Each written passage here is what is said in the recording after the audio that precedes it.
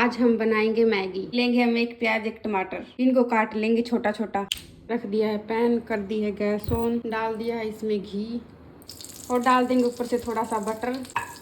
अब डाल देंगे इसके अंदर प्याज, इनको थोड़ा सा भून लेंगे। अब डाल देंगे इसके अंदर टमाटर, डाल देंगे इसके अंदर नमक, लाल मिर्च, हल्दी, धनिया पाउडर, मैगी मसाला। डाल देंगे पानी। अब डाल देंगे इसके अंदर मैगी। मैगी हमारी पक चुकी है।